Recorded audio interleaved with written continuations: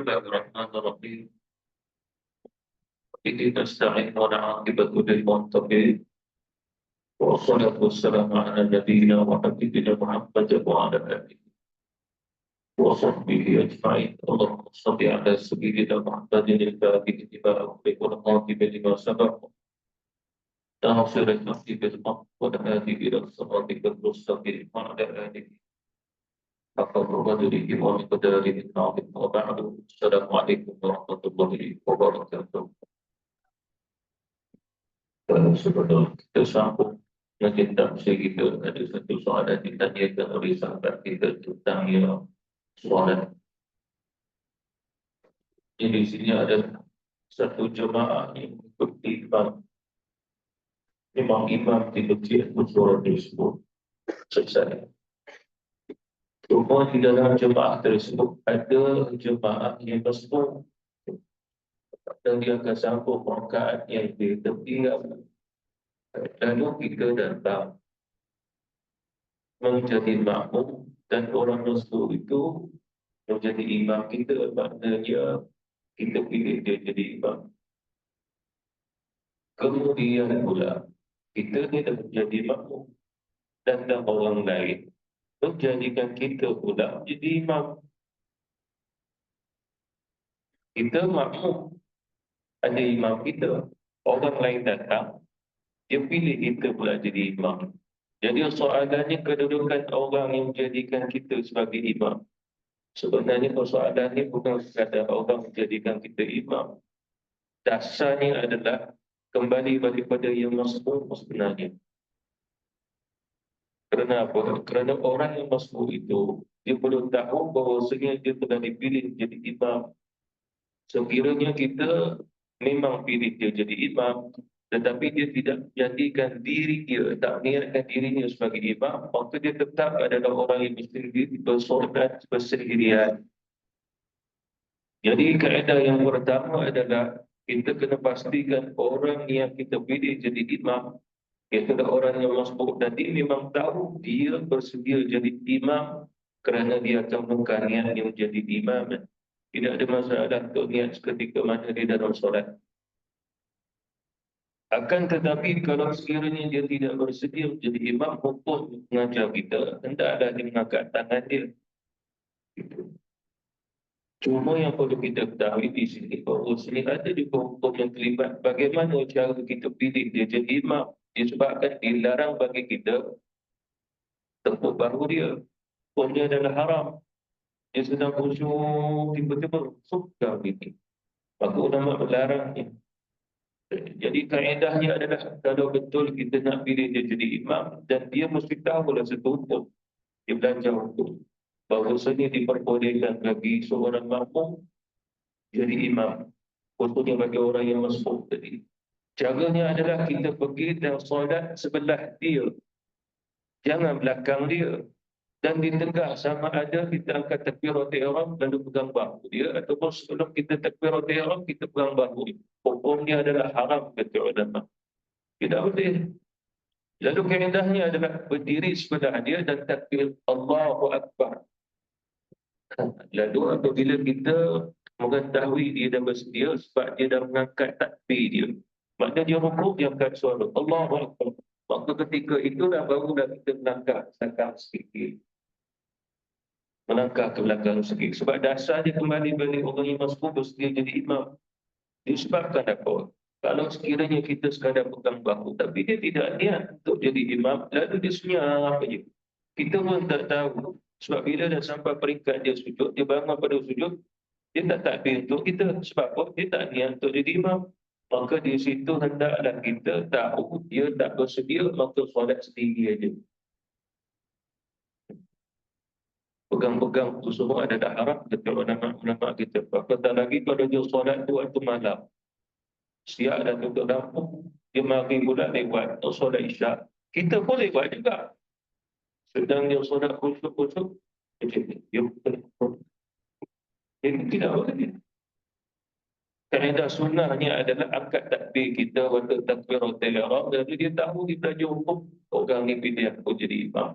Nanti cara yang benarnya apabila dia dah jadi imam, dia mengangkat takbir dia. Kita pun tahu pasti dia dah jadi imam sebab dia mengangkat takbir. Tapi kalau dia senyap saja, kita pun kena tahu pasti dia tak mau jadi imam. Maka solat sendiri. Bila solat sendiri di sini adakah perlu kembali mengangkat takbir atau ihram? Jawapannya iya, kembali balik.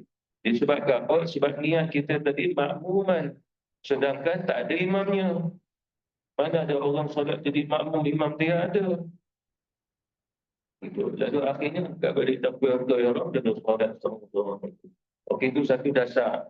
Kemudian kalau sekiranya yang masbuk memang bersedia jadi imam kerana dia mengangkat takbir.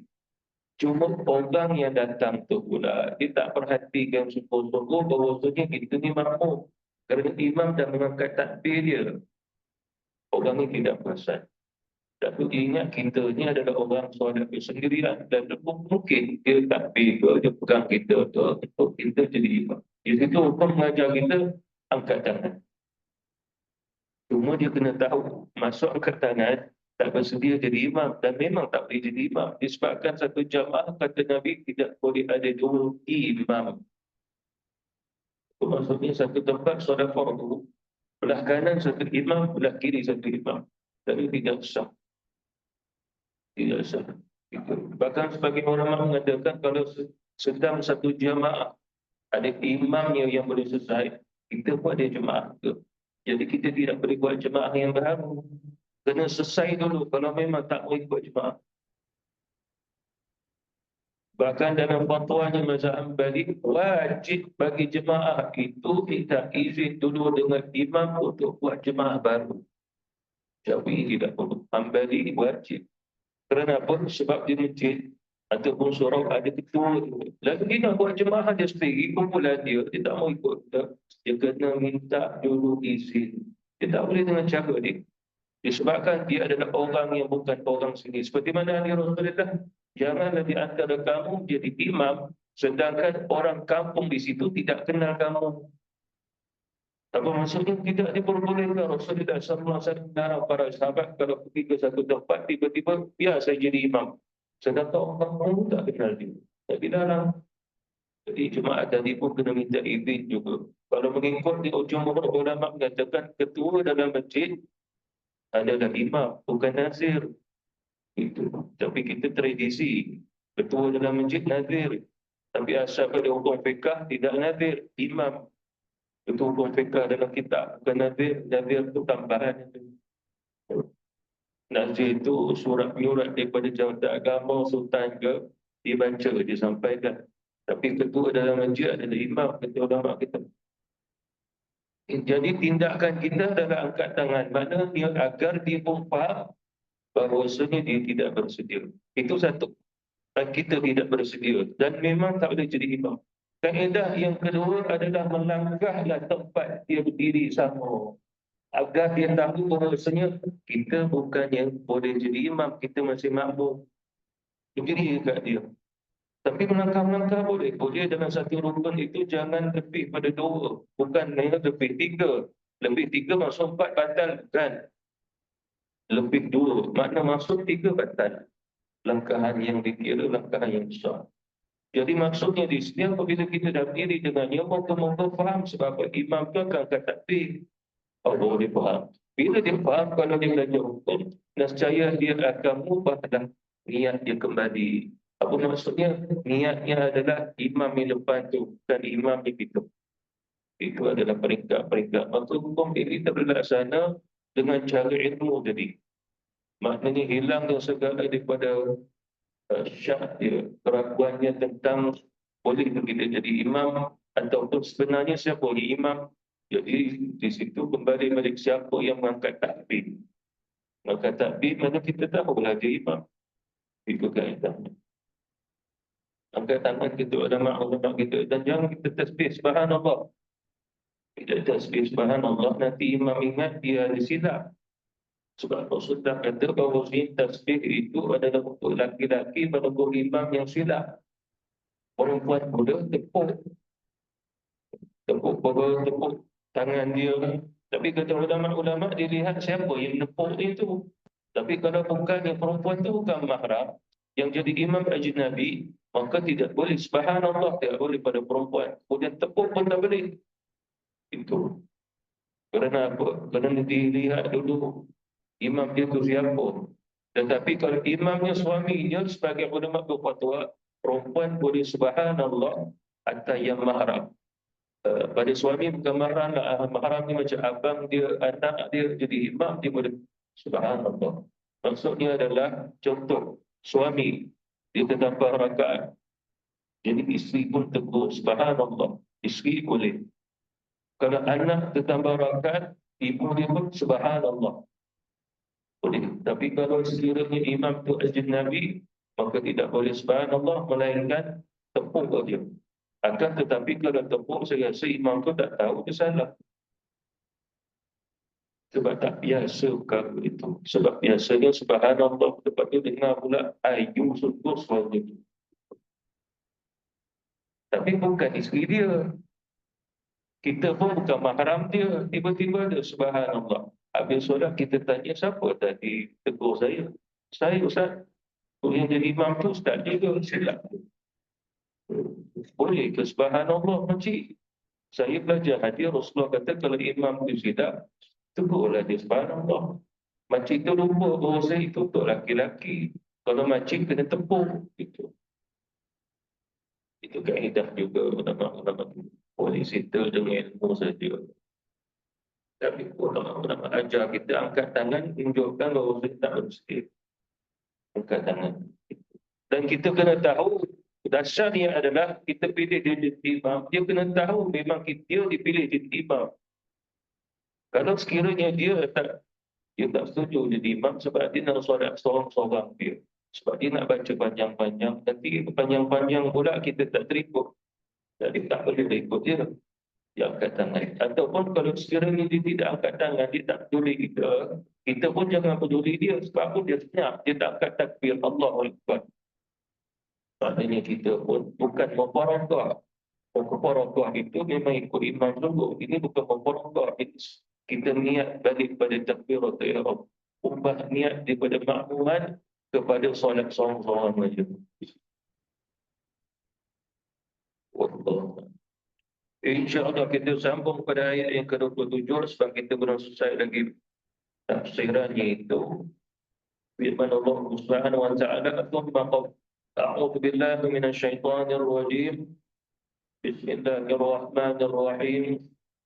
ثم قفينا على آثارهم برسلنا وقفينا بعيسى بن مريم وآتيناه الإنجيل وجعلنا في قلوب الذين اتبعوه رأفة ورحمة ورهبانية ابتدعوها ما كتبناها عليهم إلا ابتغاء رضوان الله فما رعوها حق رعايتها وآتينا الذين آمنوا منهم أجرهم وكثير منهم فاسقون."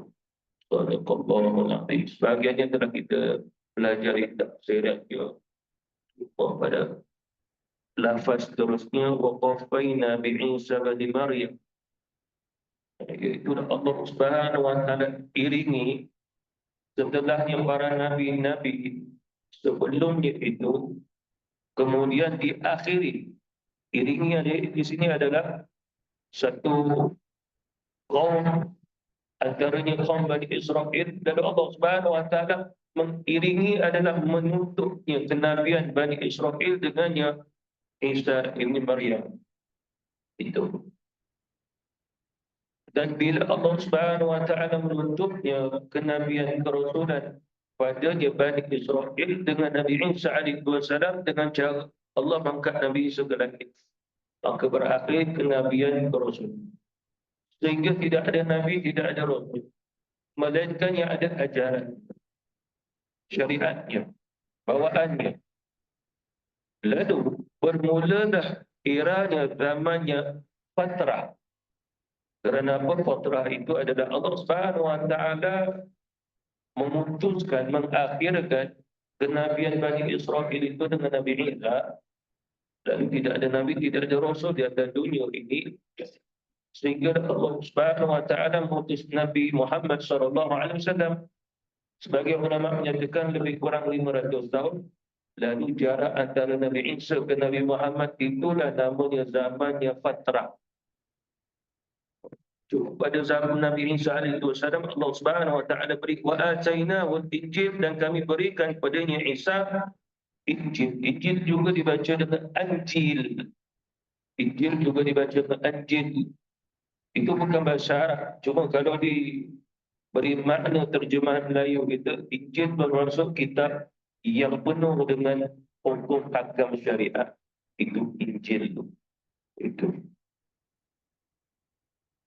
وَجَعَلْنَا فِي قُلُوبِ الَّذِينَ اتَّبَعُوهُمْ رَأْفَةً وَرَحْمَةً, dan juga kami jadikan hati orang yang mengikutinya, maksudnya adalah orang-orang yang pernah mengikut ajaran Nabi Isa alaihi wassalam, ra'fatan. Ra'fatan ini menunjukkan adanya belas kasih sayang, warahmah, dan juga adalah rahmat. Maksudnya adalah pengikutnya Nabi Isa alaihi wassalam tidak ramai, disebut sebagai Al-Hawariyun. Al-Hawariyun. Akan tetapi mereka mengikut Nabi Isa pun tidak lama. Kerana apa? Nabi Isa diangkat ke langit. Al-Hawariyun ada. Tapi ada di antara mereka yang ditangkap dan dibunuh. Al-Hawariyun itu sebagai ulama kata, orang ni jumlahnya lebih kurang beberapa belas orang saja. Sebagai ulama kata tidak sampai 10 orang pun. Itu maknanya Al-Hawariyun ini adalah pengikut setia yang ikut langkah-langkah ataupun dakwahnya Nabi Isa alaihi wassalam. Walaupun begitu, dalam Quran Allah Subhanahu wa taala ikut bahawasanya ada di antara mereka pada awalnya ikut sungguh, ikut cara kesufian lah maknanya. Kalau hari ini buat Rasulullah lebih pada kesufian, dulu disebut sebagai rahib, cara mereka. Lalu ada di antara mereka sampai ke satu tahap jadi wali dengan roka rahibannya, amalan-amalan itu. Sehingga amalan yang mereka buat itu amalan bid'ah sebenarnya. Amalan yang Allah tak perlukan, tak wajib. Seperti mana contoh, dia lari pada kaumnya, pergi duduk dalam gua, pakai baju bulu zikrullah dengan zikir yang diajar oleh Nabi Yusuf. Maksudnya tak ada bermasyarakat. Itu bukan berada dalam rumah ibadah, dia lagi duduk bersendirian, tidak kahwin, bercucuk tanam sendiri, memang tak bermasyarakat. Dan Allah Subhanahu wa taala tak pernah perintah pun ibadah cara itu. Dia pergi, dia buat. Itu adalah satu bid'ah. Tetapi dalam ayat Quran ni Allah Subhanahu wa taala sebut walaupun bid'ah, tujuan mereka tidak lain untuk pelihara iman dan dapat ridha Allah, sehingga Allah Subhanahu wa taala pun terima bid'ah itu. Terima. Kerana apa? Kerana untuk Allah Subhanahu wa taala dan amalan mereka itu tidak bertentangan dengan syariat. Seperti mana contoh dia solat 2 kali sehari semalam tu fardu untuk kaum Bani Israel, pengikut Nabi Musa kena solat 2 kali. Itu ditambah solat lain. Jadi 3, jadi 4, jadi 5, jadi 10. Fardu 2. Yang lain itu tidak ada sunnah. Maknanya menunjukkan pada keputusan Nabi Isa alaihi wasallam hanya mengajar solat 2 kali sehari semalam. Solat sunat tidak ada. Itu. Lalu mereka pun membinalah solat sunat. Cara mereka cara sendiri. Bid'ah dan namanya. Bid'ah dalam agama. Tetapi tidak lain mereka untuk dapat redha Allah. Dan Allah Subhanahu wa taala kata Allah terima bid'ah mereka. Dia bid'ah agama, bid'ah ibadah. Itu. Seperti mana era pada zaman ni para sahabat Rasulullah pun buat bid'ah. Solatnya at-tarawih itu bid'ah. Lalu datangnya Abu Humamah Al-Bahili, dia kata tengok Umar dah buat bid'ah. Kita hari ini ikut. Kita kalau ikut istiqomah ada. Apa maksudnya solat tarawih itu teruskan. Sehingga dah sampai ke zaman Sayyidina Uthman pun teruskan tarawih. Sayyidina Ali pun teruskan tarawih. Sampai ke Umar bin Abdul Aziz pun teruskan solat tarawih. Tak kisahlah berapa jumlah rakaatnya, asalkan tarawih itu asalnya bid'ah sebab Nabi tak buat. Nabi ajar solat malam aja. Bilanya para sahabat memahami solat malam boleh dimasukkan macam-macam jenis, lalu mereka pun masukkanlah satu solat yang mana setiap 4 rakaat adanya rehat. Namun at-tarawih Lalu para sahabat kata bid'ah, sebab Umar berkata sebaik-baik bid'ah inilah. Cuma untuk apa di sini? Untuk Allah Subhanahu wa taala, untuk tidak ada ulama yang menolakkan ini, menolaknya. Bahkan Nabi di Masjidil Haram, Masjid Nabi, buat tarawih tak pernah diputus menghilangkan ibadah dan solat tarawih. Walaupun Rasulullah tak pernah solat dia tarawih, Nabi solat qiyamul lail, solat malam. Itu apa? Itu bid'ah. Tapi adakah dilarang pada syarak? Tidak. Lalu ada di antara mereka pengikut yang Nabi Isa alaihi salatu wasallam pun begitu. Walaupun begitu kata ulama, dalam hal ini banyak makna tentang yang jadi rohib ini. Mula rahfatan. Rahfatan itu belas kasih sayang. Rahmah itu adalah rahmat. Maksudnya di sini adalah sesama mereka. Dan mereka ini adalah orang-orang kalau pada umat zaman Rasulullah ini namanya lebih pada tasawuf, kesufian. Maksudnya tawaduk, khusyuk. Mereka kalau khusyuk, khusyuk sungguh. Kalau mereka tawaduk sungguh. Oleh kerana itu Allah jadikan satu ayat, satu lafaz, warahbaniyah. Itu jadi rahib tadi. Cuma ulama-ulama mengatakan di sudut bacaan dibaca warahbaniyah, juga dibaca warahbaniyah. Ra baca baris atas, orang juga dibacanya barisnya depan. Dan keduanya mempunyai makna yang berbeza. Sebagian kata ulama ada perbezaan. Disebabkan golongan-golongan al-Hawariyun ini, dia dah mendapat tarbiyah daripada Nabi Isa alaihi wasallam walaupun tak lama, akhirnya mereka memilih diri mereka sebagai rahib. Itu dikembalikan pada terjemahan saja. Apa maksudnya? Nabi Isa dah tidak ada. Nabi Isa tidak lagi membimbing mereka. Cuma Nabi Isa pernah bacakan kepada mereka apa yang diturunkan oleh Allah, Injil. Lalu yang pandai menulis, menulisnya. Lalu mereka pun mengamalkan dengan apa yang diraja oleh Nabi Isa. Kemudian Nabi Isa diangkat ke langit, maka tinggallah mereka bersendirian. Bahkan Rasulullah pun pernah bercerita tentang golongan-golongan ini. Dan golongan ini disebut sebagai Isaiyun. Kerana apa? Kerana orang ini Al-Hawariyun ini akhirnya mengajar orang kemudian. Akhirnya orang yang tidak pernah belajar dengan Nabi Isa mengambil ilmu Nabi Isa melalui rahib. Sehingga mereka pun jadilah ahli tasawuf, rahib dan namanya. Sehingga bergenerasi sehingga ke beberapa ratus tahun ini. Dan orang ini pula bergenerasi juga menulis kembali Injil yang ditulis oleh Al-Hawariyun. Bukan naskah seluruhnya, bukan semua, tapi ada daripada apa yang disampaikan oleh Nabi Isa alaihi salatu wassalam, sehingga Allah mengatakan warahbaniyah. Kalau dibaca rahbaniyah, huruf ra bariata, maknanya rahb adalah maknanya orang-orang yang takut ke Allah. Rahb, takut. Tapi kalau sekiranya dibaca warahbaniyah, itu baris dhammah, itu dah maksudnya adalah rahib tadi. Dan juga menterjemahkan rahib ini namanya pendidik. Mereka tak berkahwin, bahkan tidak bermuamalah dengan orang perempuan langsung. Bahkan sampai peringkat tak bermasyarakat. Hidup mereka ini adalah dengan cara bercucuk tanam sendiri, tak pergi beli. Maksudnya apa? Kalau mereka ada duit pun mereka tak akan pergi pasar untuk beli sesuatu untuk mereka makan. Mereka makan daripada apa yang mereka cucuk tanam, ataupun kalau haiwan apa yang mereka ternak. Sampai begitu dia punya disiplin rahib yang disebut oleh Allah Subhanahu wa taala. Dan begitu juga golongan-golongan ini warahbaniyah. Ini adalah golongan-golongan yang memaksa diri mereka hidup susah sebab tak ada bermasyarakat. Dan mereka ni hidupnya zuhud. Lebih-lebih lagi diri mereka ni ada di antara mereka yang duduk dalam gua. Duduk dalam gua. Hidup bersendirian. Akan tetapi oleh kerana mereka dah lama hidup begitu, ada kalanya mereka pun mendapat fitnah, ujian yang menyebabkan mereka jadi sesat pada. Konsep yang terhindi itu daripada Al-Hawari, pengikut-pengikut Al-Hawari. Al-Hawariyun mengikut Nabi Isa. Lalu ada pengikut pengikut dia Al-Hawariyun pun ada. Jadi pengikut ini asalnya menerima ilmu yang betul daripada Al-Hawariyun. Tapi mereka ubah sehingga menumpuk tambah. Itu. Dan begitu juga sebagai ulama mengatakan bahawa munculnya orang ini setelah 300 tahun Allah Subhanahu wa taala angkat Nabi Isa alaihi salatu wassalam. Nabi Isa memang tak ada dah. Ada Hawariyun pun tak ada.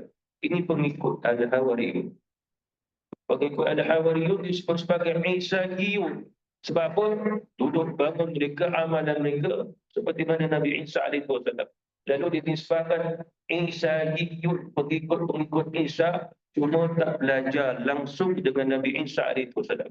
Seperti mana contoh kita disebut umat Muhammadiyah. Muhammadiyah adalah umat Nabi Muhammad.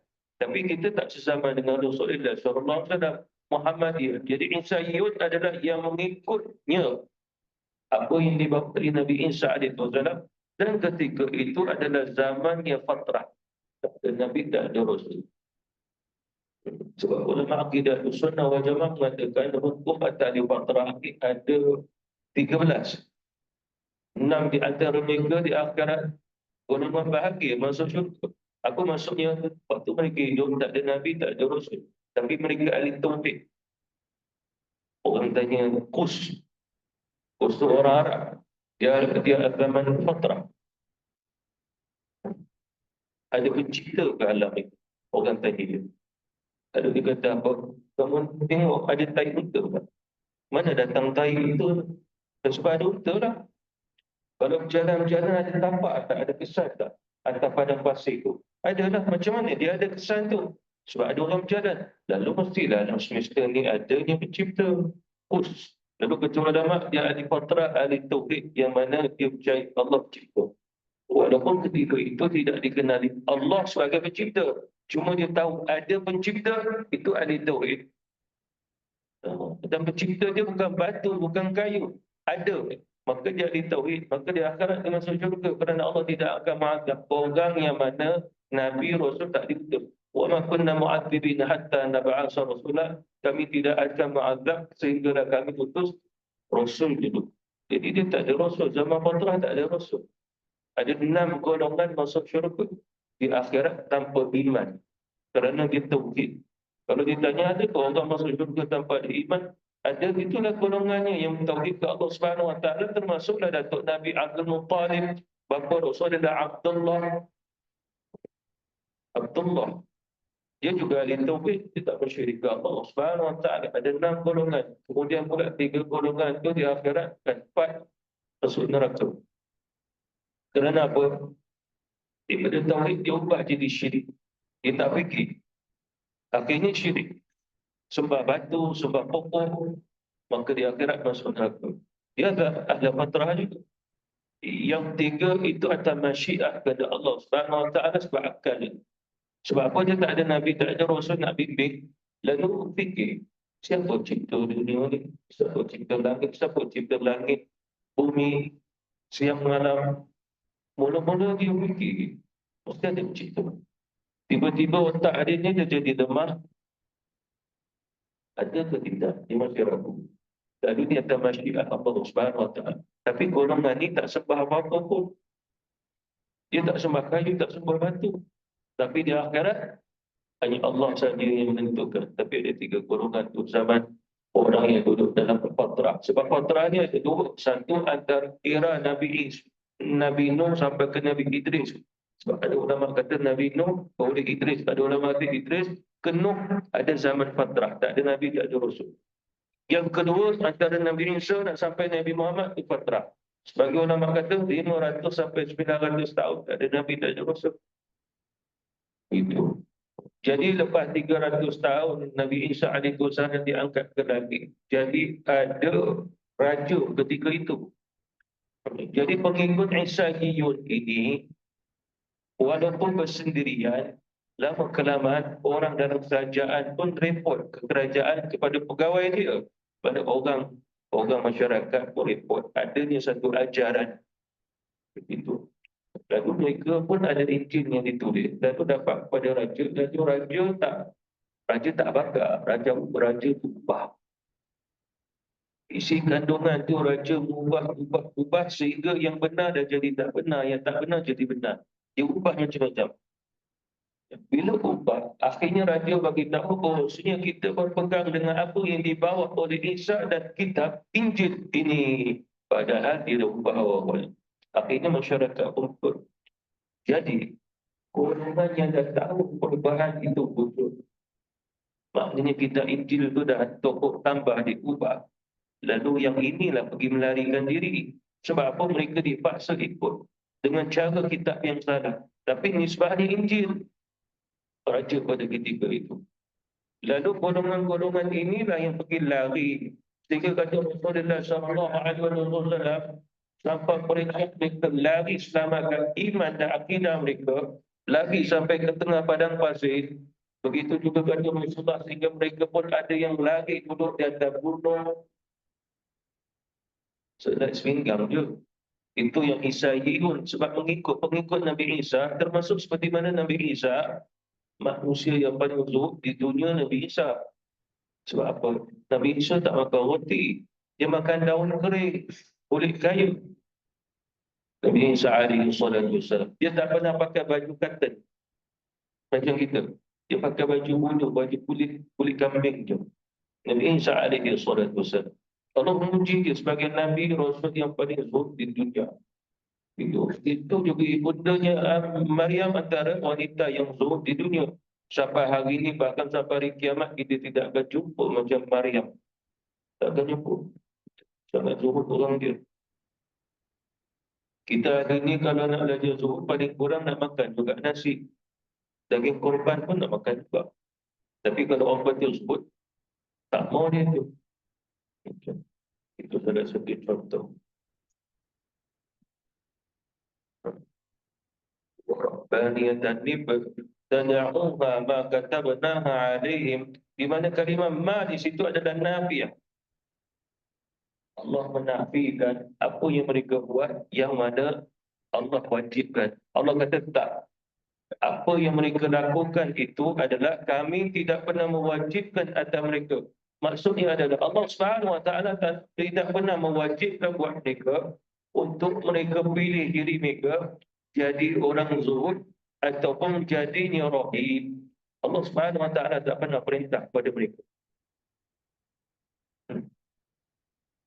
Ada sahabat Rasulullah dibaca tentang cerita rahib ni. Sebab Nabi pun cerita juga. Sebab ayat ni Nabi pernah tafsir tentang siapa Rahbaniyah itu. Nabi cerita. Para sahabat pun kadang-kadang naik syok dia lah, naik syek dia. Padahal dia ada isteri juga. Satu hari bila dah naik keinginan nak jadi rahib begitu, lalu pun datang ke Rasul minta izin. Ya Rasulullah, aku nak berpisah dengan isteriku. Aku tak mau duduk bermasyarakat. Ya Rasulullah, aku dapati di hujung Madinah ada satu gua. Izinkan aku nak duduk situ. Namun dia berkeluar kat situ. Bersuluk. Apa maksudnya? Solat sendiri, tak bermasyarakat, makan minum cara sendiri, tak ada jual beli, tak ada muamalah, tak ada sosial. Lalu Rasulullah SAW mengatakan, tidak ada rohib bagi umatku. Bahkan kalau kamu nak jadi rohib, kamu tak boleh duduk dalam gua. Kamu kena duduk di masjid. Kata Rasul. Rohib bagi umat tu, kalau betul nak jadi rohib, orang yang bersuduk, sudut dalam masjid, kata Rasul. Janganlah sudut atas gunung, dalam gua. Disebabkan Allah memanggil kita di rumah dia. Itu pasal ada satu jamaah dulu dah. Dia pergi bawa satu jamaah ramai-ramai pergi duduk dalam gua. Bersuduk dalam tu. Lalu dia kata kita nak rasa bersuduk dalam gua. Padahal Allah Subhanahu Wa Taala mensyariatkan kita kalau nak bersuduk berkeluar termasuk iktikaf di rumah dia, bukannya dalam gua. Bahkan gua tak boleh iktikaf. Yang bawa tu pun ustaz juga. Wairun itu. Saya ingat lagi beberapa tahun dulu. Wairun. Masjid ada, surau ada, pergi iktikaf dalam gua. Hampir-hampir nak sampai Batu Kit pula tu. Sebab dulu Batu Kit mana ada berada, tak ada. Hindu dah bawa masuk satu berada kecil je. Sebab tu kita tak jaga. Wakil rakyat pun diam. Lama-lama bawa masuk berada lebih besar. Kat dalam tu, Sebab yang cerita ni orang Hindu sendiri yang masuk Islam. Dia cerita. Kita tak boleh terima Hindu yang tak masuk Islam. Yang masuk Islam dan ambil cerita dia. Dia kata. Itu. Jadi sebahagian ulama-ulama kita menyatakan lagi bahawa sebenarnya mereka ini terbentuk menjadinya golongan dan juga kumpulan. Itu. Rohib tadi. Tetapi apa yang mereka lakukan, amal ibadah mereka adalah satu bid'ah sebab Allah dah sebut kat situ. Maka katabnaha alaihim, amalan yang mereka buat walaupun zahirnya nampak seperti mana satu ibadah, tapi Allah Subhanahu Wa Taala tak pernah perintah agar mereka lakukan demikian. Dasar yang utama, Allah tak pernah perintah umat Allah Subhanahu Wa Taala tak pernah perintah hamba-Nya jadi rohib, jadi pendeta. Tidak pernah. Tidak pernah. Itu. Jadi maksudnya apa? Mesti ke masyarakat. Kalau sekiranya dia mati seorang-seorang dalam kubur, siapa nak uruskan jenazah dia? Kalau dia mati seorang-seorang atasnya, okey, siapa nak pergi turun jenazah dia? Apatah lagi kalau dia telan ulas sahur, lagi susah. Jadi tak perlu menjadi rohib pendeta begitu. Sebab kita ada Melayu tradisi, bila sebut dia pendeta, dia akan duduk dalam kubur, dia bersuluk. Orang jahil tak pernah tanya. Kalau kita hari ini tanya juga, datang solat Jumaat ke tidak? Kalau duduk dalam kubur je. Kan solat Jumaat itu wajib bagi orang yang bermukim. Oh, itu pun dalam mukim, dia bukan musafir. 3 kali tak datang solat Jumaat, fasik dia, kata Rasulullah. Jadi dia kena tahu dah hukum syarak. Pada zaman dulu, tak ada solat Jumaat. Maka tak ada lagi kewajipan solat Jumaat tu. Tak ada solat Jumaat untuk umat Rasulullah sallallahu alaihi wasallam. Jadi sebagai ulama kata rohib di sini dia wujud dengan kumpulan yang Allah tak pernah perintah kumpulan itu wujud. Tetapi mereka mewujudkannya kerana rasa mereka apa yang mereka buat untuk selamatkan akidah, begitu juga untuk dapat redha Allah. Seperti mana Allah ma katabnaha alaihim illa batigha'a ridwanillah. Yang ini tidak lain mengapa yang mereka buat itu kami tak pernah perintah, akan tetapi mereka buat kerana untuk mendapat ridwanillah, keridhaan daripada Allah Subhanahu Wa Taala. Rasulullah pernah cerita, cuma ulama tak cerita panjang lebar, diringkas dan cerita. Sebab Rasulullah pernah cerita kepada Abdullah bin Mas'ud tentang hal ini satu persatu. Panjang ceritanya lah. Lalu dirumuskannya sebagai ulama kata golongan yang pertama itu adalah satu kumpulan di mana dia nak duduk satu tempat yang tinggi. Orang semua duduk bawah-bawah, dia nak duduk satu tempat tinggi. Seperti mana contoh dalam satu bangunan, dulu akan dibuat di menara. Menara. Lalu orang tak duduk di menara. Menara ni hanya sebagai satu simbolik tanda mercu. Tapi orang tak duduk di menara. Orang duduk kat rumah juga. Seperti mana contoh ada menara yang kita letak serompong tu. Kita letak speaker. Tapi orang tak duduk situ. Dia duduk situ speaker. Tetapi rohib ni lain. Dia nak duduk situ. Agar orang tak kacau dia. Duduk atas tu. Lalu orang tanya kalau begitu makan minum bagaimana? Nanti kami campak tali. Kamu bawa lah kami tarik. So begitu dia fikir. Jadi golongan yang pertama adalah golongan rohib yang duduk ke satu-satu tempat yang tinggi. Sehingga nanti bila nak makan, bila nak minum, biar orang bagi. Ditarik pada atas. Ada rohib begitu. Tapi nak lagi kita ketahui, rohib-rohib ni kita tak boleh kata dia fakir miskin. Kadang-kadang dia kaya juga. Macam orang pergi bersuluk, kadang-kadang bukan orang miskin. Kadang-kadang orang kaya pergi bersuluk. Itu. Yang kedua pula adalah golongan yang rohib. Dia pusing satu. Dalam keadaan tawakal kepada Allah. Dia tak ada bekalan apa. Dia berjalan dalam keadaan tawakal. Tawakal ni mana apa? Yaknilah dia bergantung makan, minum, apa saja hidup, mati dia kepada Allah Subhanahu Wa Taala. Sebab apa ni golongan dia dah mencapai satu maqam.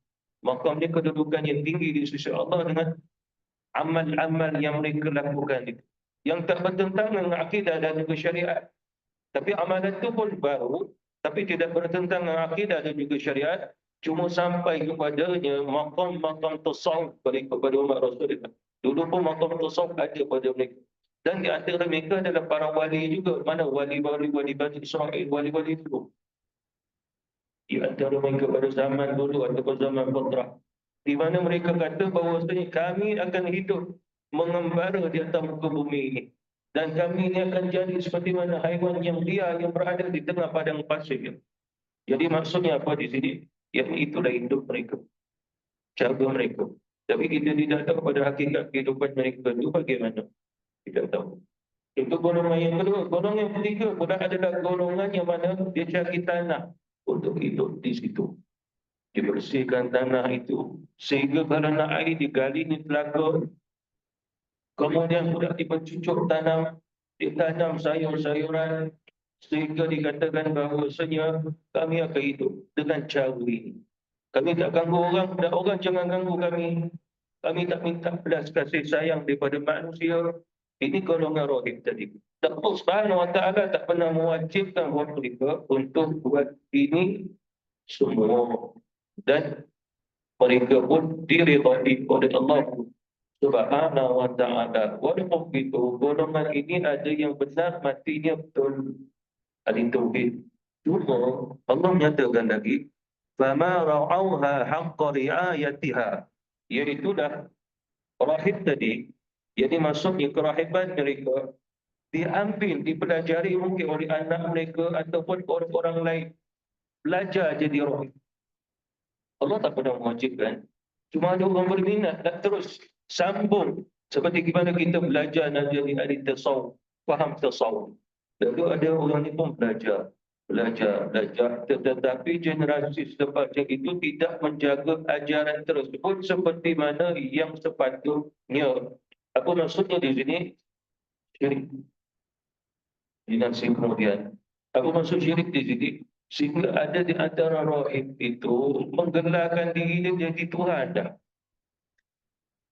Orang itu akhirnya tak tahu lah syaitan hasut dia bagaimana sehingga dia pun jadi Tuhan. Kemudian pula ajaran Isa'iyun diubah sehingga wujudlah Trinity tadi. Maryam tak diubah, Isa tidak diubah, Allah tetap Tuhan. Cuma dia masukkan semua ada dengan sifat ketuhanan sehingga mengatakan Isa itu kedudukannya sebagai anak Allah yang lebih tinggi pada Nabi Rasul. Istilah anak Allah adalah kedudukan yang lebih tinggi pada Nabi dan Rasul. Anak itu bukannya anak dalam biologi. Allah Subhanahu Wa Taala tidak ada anak dan mereka pun tahu Allah bukan ada anak biologi ni. Isa bukannya anak turunan Allah, bukan daripada benih. Itu mereka pun tahu. Lalu maksudnya apa di sini?